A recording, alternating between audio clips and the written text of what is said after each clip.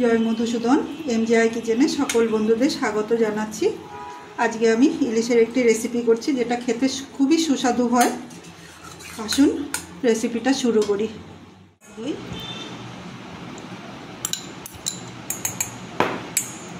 দিয়ে দিচ্ছি খুব সামান্য হলুদ আর সামান্য নুনটা আমি ভেজে নেব।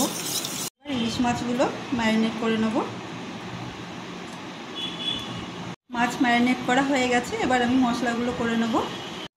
পোস্ত বেটে নিচ্ছি, এরপর কালো সর্ষে আর সাদা সর্ষে একসঙ্গে বেটে নেব। দিয়ে দিচ্ছি সর্ষের তেল। 1 চামচ তেলে 1 চামচ মতো ঘি দেবো। দিচ্ছি চিনি আর একটু নুন। এটা আমি সামান্য একটু নাড়াচাড়া করে চিনিটা গলিয়ে নেব। এবার দিয়ে দিচ্ছি জিরে ফোড়ন। জিরাটা একটু লাল লাল হবে।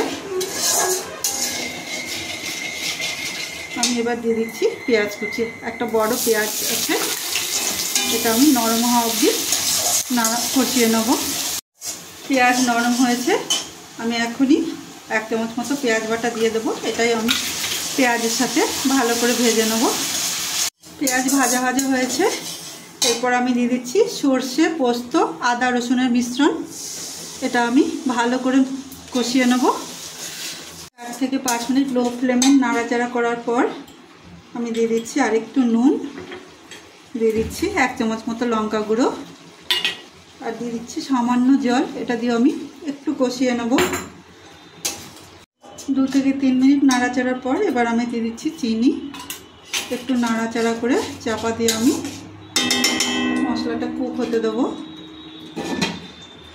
মশলাটা ছাড়া ছাড়া হয়ে এসছে, এবার আমি ম্যারিনেট মাছগুলো দেব। আমি মশলাটা একটু মিশিয়ে নেব মাছের সঙ্গে। দিয়ে দিচ্ছি মশলা ধোয়া জল। এবার চাপা দিয়ে কুক হতে দেব।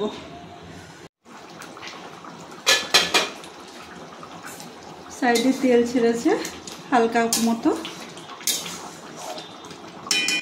এবার আমি কিছু কাঁচা লঙ্কা আর 2টো শুকনো লঙ্কা দিয়ে আরও কিছুক্ষণ কুক হতে দেবো।